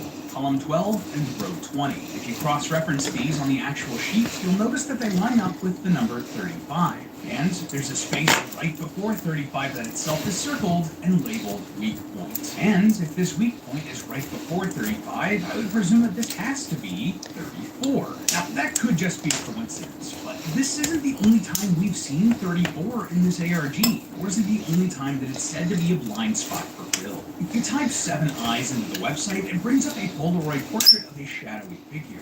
And if you squint, you can make out that this is Jesselbrom the Unswerving. This is the Oracle from Journal 3, and if our previous Book of Bill theory is correct, she's also Bill's ex-lover and former henchmaniac that betrayed him. Now, that in and of itself is fascinating, that she'd be referenced again here in this ARG. But if you flip the Polaroid over, it reveals the message, "Leave him. Escape to Dimension Blank. It's against the rules, but it's the one reality where you may be safe from him." Clearly, she's talking about Bill here, and the desire to find a reality that's shielded from him. Perhaps some sort of weak point, just like what's labeled on McGucket's page. If that's too much of a stretch for you, like, hey, that's fair. But it's not all. See, at the bottom of this flipped Polaroid, barely visible in the dark ink, you'll find another code. When you translate it, it reads, "Set chords for dimension reality." That's reality spelled with the number 34, like leet speak. Also, it is not beyond me that Alex absolutely slipped a subtle R34 joke into a Disney project. Absolute king. Regardless, there's that connection again. 34. Rule 34. Bill can't see, and the one reality where you may be safe from him. All of it lines up, clearly. Dimension 34. This reality is a blind spot for Bill. Or maybe it's even more dangerous than that. Maybe it could be the end of the entire multiverse. See, if you type reality with the 34 into thisisnotawebsite.com, you're given a bunch of photographs of Bill's friends, the henchmaniacs, explaining that they found a new home. We know from Gravity Falls Lost Legends, the first Gravity Falls comic, that the henchmaniacs survived Weirdmageddon, and this tells us that they've somehow escaped the Nightmare Realm, and now they're living in Dimension 34. Bad news, right? Well, it could get even worse. Another Another interpretation of McGuckett's note is that reality is not the weak point for Bill, but one for the entire fabric of space-time. This could explain why Jesse's message on the Polaroid says that going there is against the rules. If it's a weak point for the entire multiverse, one wrong move could unravel everything. With that in mind, it's not a far leap to assume that maybe this reality is comprised of some sort of antimatter. If you don't know, antimatter is a real scientific concept. It's basically like negative matter. For every atom of real material, there's an equal and opposite particle of antimatter. And should matter and antimatter ever come into contact, well, the results could be explosive. So, going to a dimension of antimatter, one that's a weak spot potentially for the whole multiverse, could be bad news. Plus, in our last theory, we speculated that a series called Anti-Gravity Falls might be one of the ways the franchise moves forward, either as a prequel or a sequel. Perhaps some sort of Anti-Gravity Falls, as in the town lies inside of this Dimension 34, and Dipper and Mabel and everyone else is going to have to go there to defeat Bill. Mini theory number 2, is Dimension 34 from the Book of Bill just our universe? The real world? In one of our previous theories, we suggested that there was a dimension in the Gravity Falls multiverse where Bill has no power. There was a lot of evidence pointing towards this dimension being Reality 34, or just reality, spelled like that. But we also asked for your help to do some more digging to really make this theory a home run. And one of the biggest suggestions I saw was that reality was actually the real world, literally our universe. The thought process here comes down to the fact that the photographs we see of the Hinchmaniacs in reality are all incredibly realistic. Far more realistic than most of the other art we've seen in Gravity Falls, or that was made for the Book of Bill, or thisisnotawebsite.com.com. That would mean that our world is the safe point outside of Bill's nearly omnipotent power, and maybe that future Gravity Falls media could include a live-action series or ARG. I think it makes a lot of narrative sense, but sadly, I just don't think it quite works out. Let me break down why. Firstly, we know for certain that Bill has been able to look into the real world. That's literally how the Book of Bill interfaces with us as readers. We are interacting with him through the book and the ARG website. On top of that, we previously did a theory suggesting that Bill had possessed Gravity Falls creator Alex Hirsch, which was confirmed in the Book of Bill. If our reality was a blind spot for Bill where he has no power, how would he be able to do either of those things, or even communicate with us from the Thera prism? But on top of that, we also have to keep in mind the 2016 Gravity Falls scavenger hunt, or the Cypher Hunt, which ended with a life-size statue of Bill being discovered in Reedsport, Oregon. Back in the day, the Cypher Hunt implied that the statue was literally the one we saw from the cartoon series, and that therefore the animated series was set in our reality. But the new information we have from the Book of Bill makes it pretty clear that our reality is a separate one from Gravity Falls. The book is thrown through a dimensional portal in the Gravity Falls universe and ends up here in the real world. That would mean that this statue from the Cypher Hunt was from a different time that Bill Cypher had entered our universe. My guess is that this is from when Alex Hirsch first made his deal with Bill. Oh yeah, I didn't intend to do this. Theory is correct. Either way, it means that Bill has been in our world before, has used his powers to make deals here, and therefore that this is not reality. So yeah, well, it's a great idea. You guys are awesome for putting the pieces together. I sadly just don't think it quite works. Still though, it wouldn't surprise me to see a live-action installment to the franchise because of these realistic pictures of the Hinchmaniacs. Now, the real question is whether or not they'll be as vomit-inducing as the other live-action Disney remakes. But hey, oh God, that's yeah. just a theory. A film theory. And cut. Up next on Film Theory. The Blacklight edition of Journal 3 sent me down a rabbit hole that led me to only one conclusion. Alex Hirsch, creator of Gravity Falls, he is Bill Cypher. Or rather, he's possessed by Bill Cypher in the real world.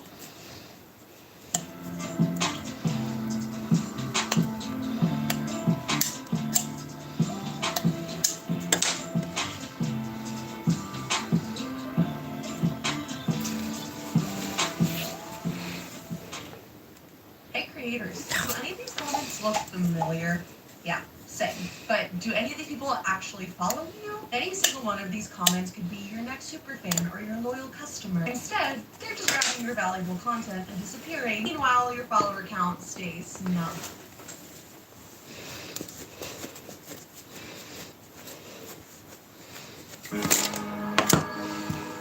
If you're reading this, then unfortunately what I predicted came to pass. I was onto something. I was sure of it. But I also knew that uncovering secrets like this could very well lead to my demise. If I could just peek around the right corner, if I could just open the right box or turn the right knob, the truth would be made clear. Why? Why was this cold open in the style of FNAF when I was doing an episode about Edith Finch? I guess that would remain forever a mystery. I don't want to do Edith Finch again.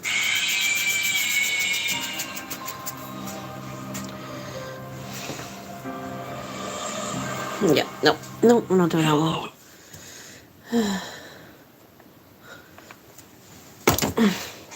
260 calories per package. Similarly, Lunchly's turkey stackums are just 230 calories per package, and that includes a mini bottle of Prime and a Feastables bar. Meanwhile, a third brand of these cracker kits, Armor Brand's Lunchmakers Cracker Crunchers, man, these names are too long, are just 210 calories, including my butt. Butterfinger. And the low-caloric nature isn't limited to just the crackers. The iconic pizza varieties of these products are also between 220 and 360 calories per full package. So right off the bat, it's clear that Lunchables and all these other meal kits are super low in calories. Too low, in fact. Look, it's no secret that obesity rates globally, but especially in the United States, are climbing. And calories are certainly a big contributor to that problem. But, and this may surprise you, these meals actually swing too far in the other direction. Being too few in calories can really be considered a full meal. Remember, kids aren't just tiny adults. Their bodies are growing and need these calories and nutrients to not just maintain themselves, but to grow as well. According to the American Heart Association, school-aged children should be eating between 1,200 and 2,200 calories per day, depending on their age and sex. According to the National School Lunch Program, or the NSLP, to be considered a meal, a school lunch is supposed to be between 550 and 850 calories. The only Lunchables that even come close to that caloric threshold are the uploaded sub-meal, the nachos, and the new grilled cheese, which is the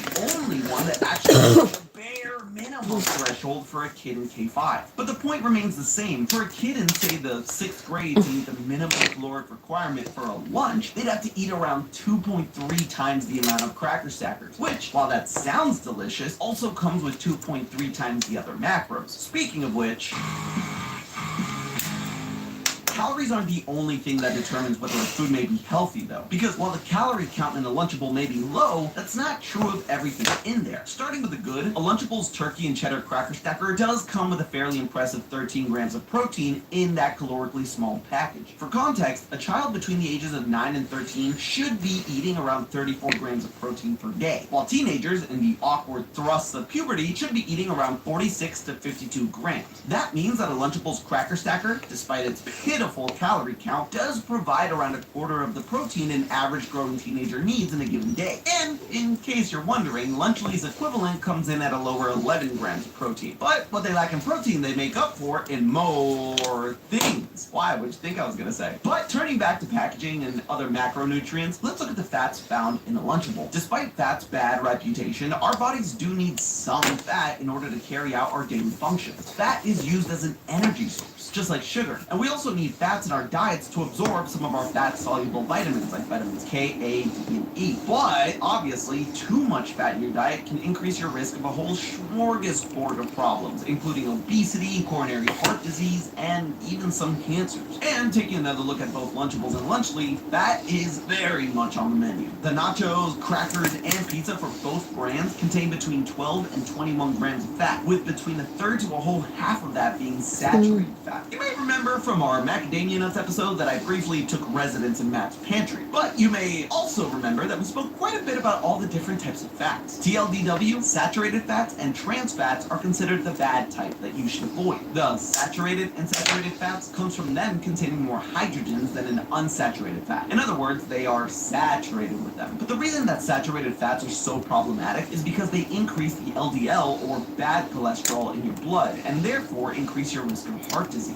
And looking at the nutrition facts for so many of these meal kits, while having 7 grams of saturated fat doesn't sound like a lot, that's a full third of what the average adult should be having in a given day. Kids need it even less. Again, looking at the NSLP standard, lunches for children are not allowed to have more than 10% of the total calories come from saturated fat. So it would seem that kids like Lunchables and Lunchly are saturated with hydrogen, saturated with fat, and saturated with an increased risk of developing heart disease. And speaking of heart disease, the nutrient we find in these meal kits that's the biggest red flag when it comes to the heart health is, of course, sodium. And don't get me wrong, I love salt. We all love salt. It can both preserve our food and make it taste even better. Want my potentially lukewarm take? It is the second most important culinary discovery in history, only behind fire. But all of that delicious, delicious salt comes with a catch. Eating too much sodium has been linked to increased blood pressure and an elevated risk of stroke and heart disease. And you may be thinking, heart disease, smart disease, what's the big deal about that? Well, what if I told you that according to the CDC, heart disease is the #1 leading cause of death in Americans each year. More than cancer, more than strokes, more than listening to Baby Shark for 10 hours in a row on YouTube. A full 700,000 Americans die of heart disease every year, and our appetite for salt and fat, unfortunately, plays a big role in that. So with all of that doom and gloom, how do our meal kits do? Not great. The Lunchables Turkey and Cheddar Cracker Stackers contains a gargantuan 690 milligrams of sodium. Although, strangely enough, if you buy the version with Capri Sun and a Reese's Peanut Butter Cup, it's less, at 560 milligrams, for some reason. I honestly have no idea why. It seems like it's the same thing, but with a drink and dessert added. We'll go with magic for now. But either way, that's still super high, especially for children. 690 milligrams is over half of what's adequate for a child in a day. And while it seems like a no-brainer for companies like Oscar Mayer to remove as much of that excess sodium as possible, it's not that simple. Not only does that sodium make it taste better, something a food company obviously cares about, but that salt also helps the meat and cheese last longer in transport and on store shelves. Now, you might have seen that there's been pictures and videos Cheese and circulating online crackers. that a certain other meal kit brand that will remain nameless had issues with moldy cheese on their pizza. At first, I thought this might be as a result of having less sodium than Lunchables and thus leading to them not lasting quite as long. But comparing the two big brands, that other brand has higher levels of sodium than the normal pizza. Of course, at the time of writing this, we don't know what caused this moldy cheese epidemic, or even if it's a really widespread issue. But we can say that a lack of sodium in the cheese is definitely not the reason. So yeah, regardless of which meal kit you pick up, you're also going to be picking up a big spoonful of salt to go with it. And since that salt leads to an increased risk of cardiovascular disease, it might not be a great idea to send kids to school with one of these every day. But that doesn't matter, because what if I told you that children are able to buy Lunchables at schools now? Last year, Oscar Mayer and its parent company Kraft Heinz announced that they were rolling out a modified version of their classic Cracker Stacker and Pizza Lunchables as part of the NSLP. Now, if you've watched this episode so far and are thinking there's no way that Lunchables can meet those nutritional guidelines, you'd be right. But that didn't stop Lunchables. Lunchables ended up creating slightly modified versions of their classic Cracker Stackers and Pizza that allowed it to slide just under those NSLP standards. They upped the protein a bit and used whole grain in the crackers in order to be served alongside pizza squares as part of a balanced school lunch. As a result of this modification, both the pizza and crackers count as meat or meat equivalent, a whole grain, and the sauce in the pizza seems to count as a red/orange vegetable. Go figure. And if you think that it's kind of bogus that Lunchables can count as a vegetable, we have a whole video where we deep dive into the craziness of NSLP standards. Now, you might be thinking, okay, having Lunchables sneak into school lunch menus might be lame, but at least it's healthier than the store-bought version. Well, I wouldn't be so sure. One analysis Skip the pricey produce aisles and start growing your own veggies at home with Miracle Grow Organics. 100% organic ingredients for 100% organic harvest. Miracle Grow Organics, no better way to grow. analysis found that while the school version did have more protein, less saturated fat, and even more fiber, it also had nearly 200 more milligrams of sodium than the store-bought version, where the levels were already concerningly high. Let's move on. I don't think my heart can take much more of this. Jeez! So far, we've talked about how Lunchables and meal kits like it are too low in calories as well as too high in sodium and fat. What's next? You're gonna tell me that these kits also contain dangerously high levels of Come on!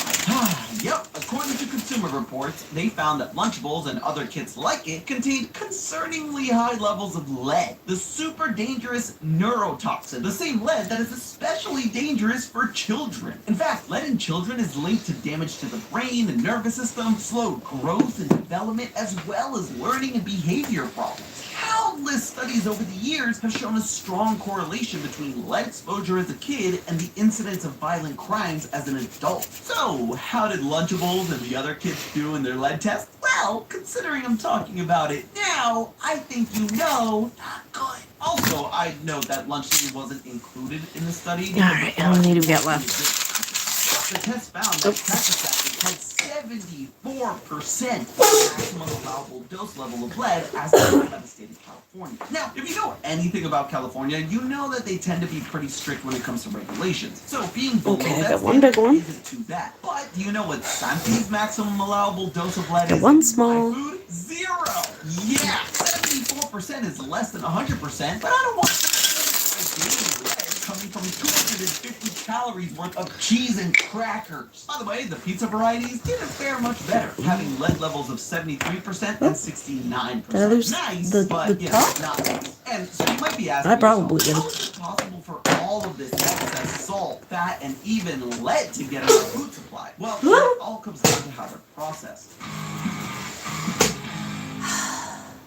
Probably know that Lunchables don't grow on trees. Heck, they'd probably be healthier if they did. Instead, it's what we call in the biz an ultra-processed food, or UPF. Essentially, all of our food can broadly be put into three categories: unprocessed, processed, and ultra-processed foods. For unprocessed foods, think of something like an apple, which is more or less the product in as natural of a state as possible with little to nothing being done to it. Processed foods involve, well, processing the food in some way. This can include grinding, peeling, squeezing, or juicing to transform that product into something else. So, if an apple is unprocessed, something like organic apple juice could be considered processed. Then finally, we have ultra-processed foods, which encompasses the vast majority of our packaged goods you find at the supermarket. UPFs have been heavily processed, ingredients have been added, and the original ingredients are completely unrecognizable from their quote-unquote natural state. To round out our apple analogy, an apple pie would be considered an ultra-processed food. And UPFs aren't just highly processed, they can also be highly hazardous to our health. One meta-analysis of 45 different studies of UPFs totaling around 10 million participants found a link between eating UPFs and 32 different conditions, including type 2 diabetes, sleeping disorders, and anxiety. Wait a minute, you're telling me that eating pancake Lunchables as a kid is why I'm so anxious all the time?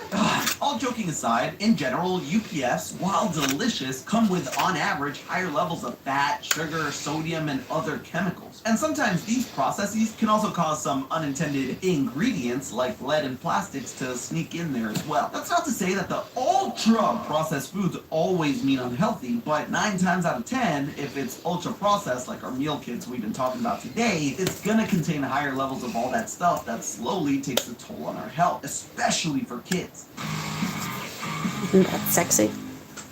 Man, we've really let kids down, haven't we? Yep. I'm not just talking about how Lunchables, Lunchly, and You're talking about Lunchables, I'm thinking about school shootings. sodium and fat with too few calories and too much lead, because that's true of just about all the food we give kids these days. Although Lunchly might be at the tippity top of foods not to give them. But I'm not here to be an enemy of processed food. This food is delicious, but I'm also an adult. I have all the knowledge to make the best or worst choices about what to put in my body. But kids are impressionable in more ways than just repeating swear words. Not only do healthy meals give their bodies the nutrients they need to grow up big and strong, but it also teaches them healthier habits and develops a palate not geared towards just salt and fat. So can't we just bring more healthy food into our kids' cafeterias and lunchboxes?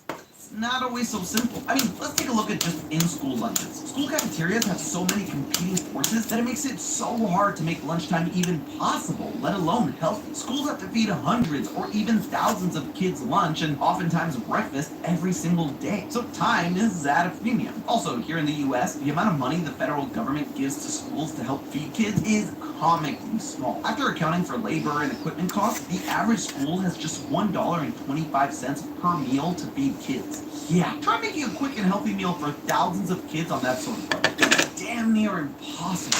And other countries have real food because they invest in their people. Lay out all the healthy food you want, but if kids don't eat it, it's wasted food and money. All of this also applies to our kids who are bringing Lunchables or things like that to school. Time, cost, and personal preference can lead to lunches that are tasty but lack what kids really need. And federal regulators too have to balance all of these competing interests and priorities while continuing to enforce healthier standards on child lunches, while also hearing the legitimate concerns from kids, schools, and food food manufacturers. So, is that it? Are kids just doomed to be stuck with subpar food that sets themselves up with bad food habits? Not necessarily, because despite all the struggles, those standards do continue to improve. The USDA's National School Lunch Program I really should have got the cookie cutter. that allowed Lunchables pizza to be a They're like vegetable $20 though. I wonder if I can get them online.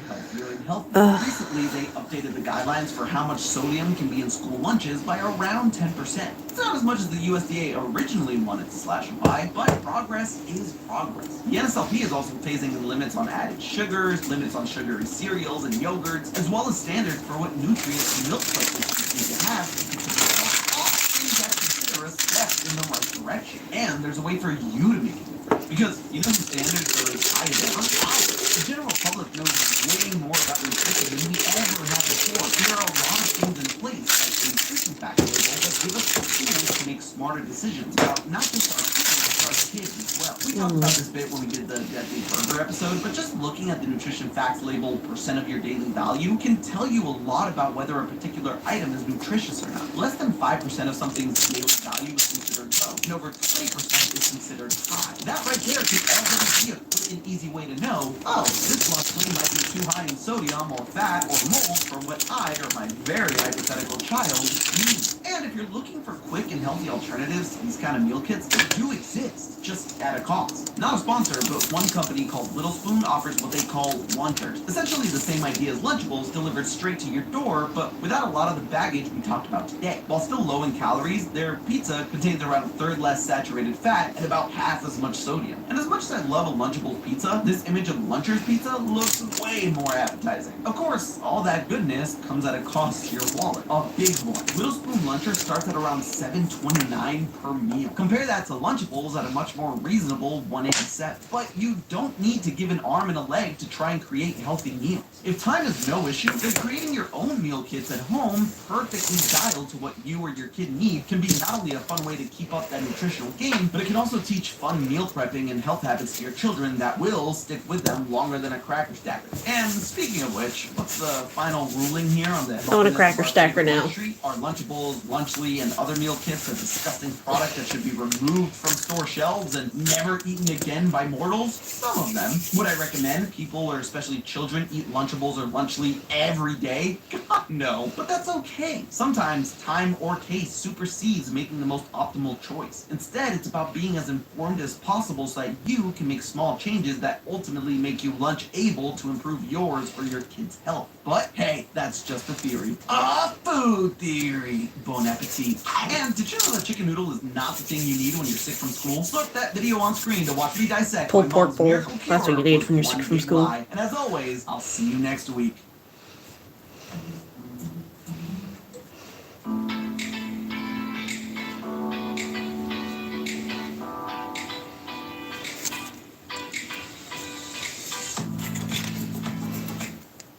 Here, Jameson vitamin. I'm just about done for the night, I think. The standards say that tap water is fine. But we want to start with the pure stuff, so we make our own. Jameson Vitamins, a proudly Canadian company since 1922. Nope, that's wrong. It's crooked as hell.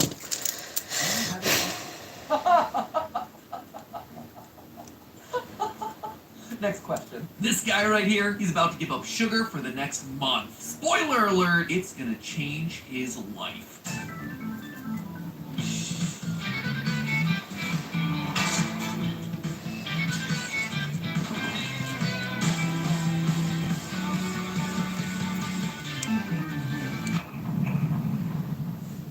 Hello, Internet! Welcome to yeah, Food roll this. Theory. The show's so sweet it might just give you cavities. If you've been watching for some time, you might have noticed that it's kinda hard to have the cleanest of diets when you're the host of a food channel. You're constantly devouring sour candies, super spicy sauces, fast food burgers, edible underwear, sometimes even edible trees. Even outside the realm of this show, though, as a father of a 5-year-old, I am constantly surrounded by unhealthy eating decisions, especially when it comes to sweets. It's something that I didn't really think about until recently, just how much sugar and artificial sweetener I'm consuming all the time. And look, I'm not old by any means. I mean, I'm ancient by YouTube standards, but I'm at least getting to the age where I have to start looking after my own health. So since it's a new year, new me, I decided to cut out sugar for the last month. And since Misery loves company, I'm not going to be alone on this little adventure. Steph, our social media manager Kai, as well as our live producer Ash are tagging along and joining me in eliminating almost all the sugar from our diets to see what physical and mental I've done that before. It feels great. their favorite vice But, behind. Will we end you up know. feeling healthier? Will we want to continue with this style of eating? I'm an Or is addict. it just going to be a month of sugar-free misery? So we had our goal in mind and our time frame, but as soon as I started looking into the logistics of this, I realized that,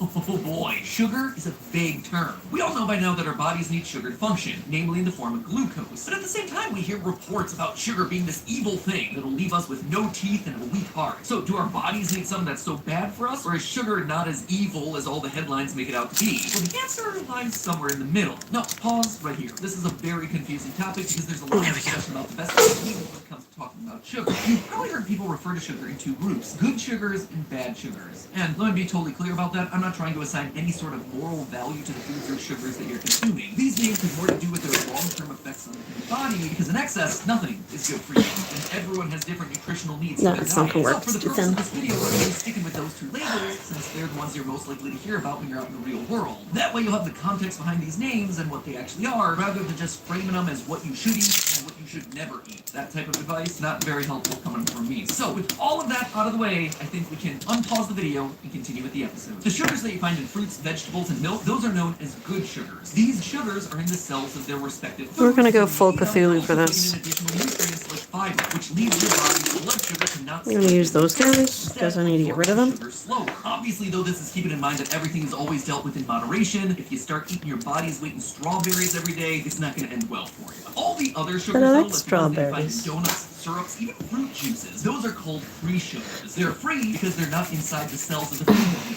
which is why fruit juice has sugar that isn't good for you. If you're confused, well, so are we at first. But essentially, when you squeeze the juice out of a fruit, you're breaking the cell walls, releasing that sugar, but also losing all the other good nutrients that you would otherwise be ingesting. Not to mention, it's also way easier to have more sugar in juice form than in a whole fruit. 200 milliliters of orange juice, or a little less than a cup, it's the same as 4 oranges. Now, you're unlikely to go off and eat 4 whole oranges in a row, but you can easily sit down and drink a cup of orange juice in one sitting. Not only in that sitting are you taking in more sugar, but it's hitting your bloodstream way faster, and that much free sugar can lead to a lot of detrimental effects over time, like heart disease or liver disease. So naturally, when it came to this experiment, we decided that whole fruits were fair game, but fruit juices, candies, cookies, sodas, and anything else with added sugars, totally off limits. The natural carrots question to actually follow, would be good. though, is about the most unnatural thing that I put in my body, Diet Coke. I mean, it says right there on the nutritional label, no sugar or added sugars, but those artificial sweeteners inside of it actually get a similar response from the brain as regular sugars do. Sugar is a highly palatable food that triggers our reward system due to both caloric input and taste. Highly palatable foods, namely those rich in sugars and fats, they can strongly trigger those reward and motivational systems, encouraging food intake beyond the necessary energy requirements. This flood of dopamine in the brain causes our body to want more of that food and can even result in cravings and withdrawals without it, as our brain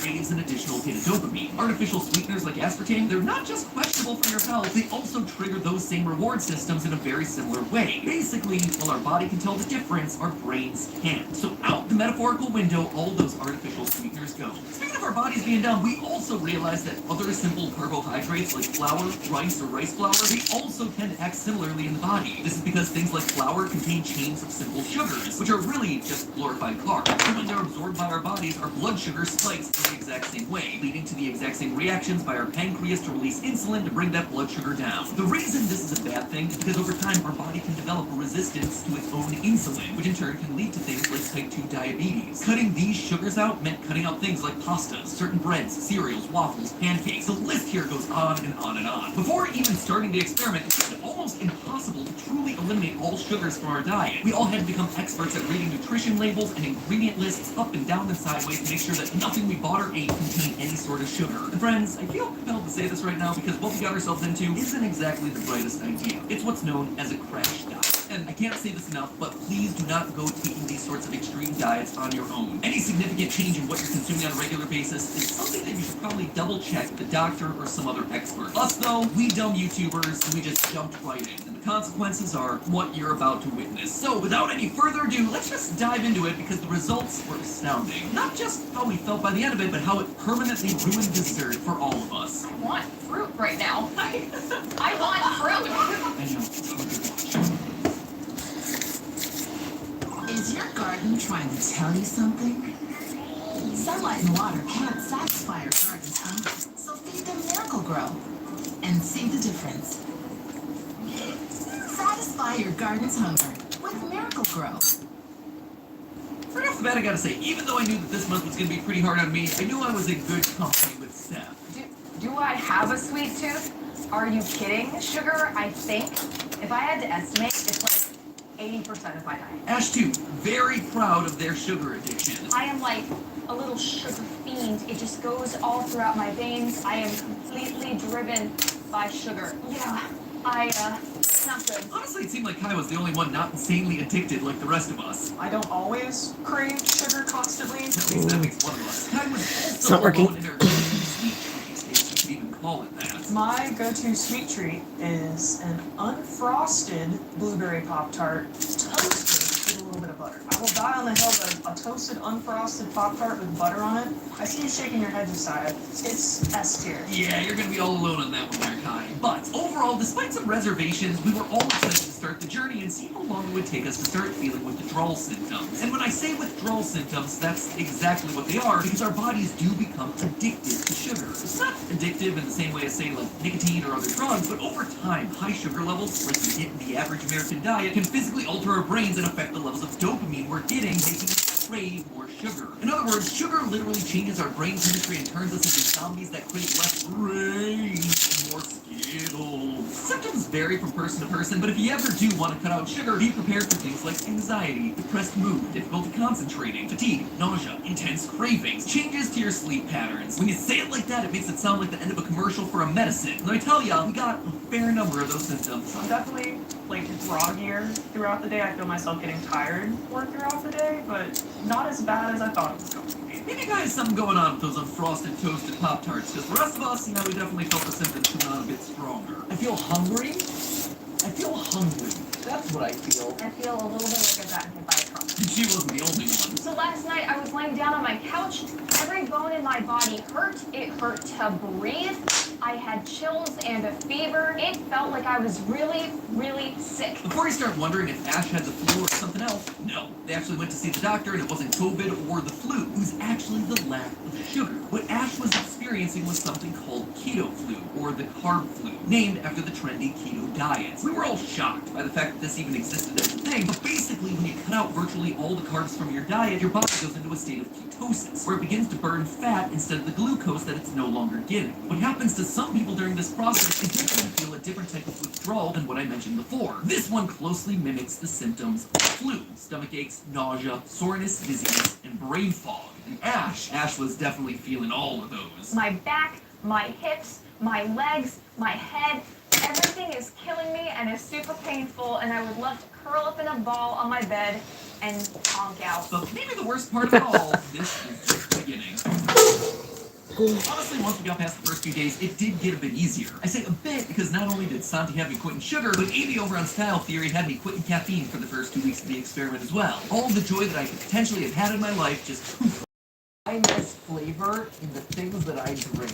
I want a soda. I want a tea. I want something that has some flavor to it that isn't just water. I love my Era bottle, but retro nasal olfaction can only get you so far, people. My tongue craves something other than water. I suppose you could say that I was starting to feel a bit irritable at this point. Oh, please let me just taste something. Just something. I say, and now all the comments are going to be like, man, you know that you did an episode how you can taste the differences in water. I know water has a flavor. I get it. But also, it's not the right flavor. Just remember, it's not me, it's the sugar, I swear. Despite that little outburst, around the 1 week mark, we started to feel like we hit a bit of an equilibrium. I feel honestly pretty good. I have, I feel like I've gotten through the main struggle. Alright, I think I'm calling it done for the night. I got a bunch of things done. I made a good little mess. And the next time I'll be back, we'll be painting all these faces. Hopefully, maybe. I got 1, 2, 3, 4, 5, 6, 7, 8, 9, 10 to bake. Alright, and I've already done 6, so not bad. Alright, thank you guys for stopping by, and I will be back. Enjoy the rest of the night.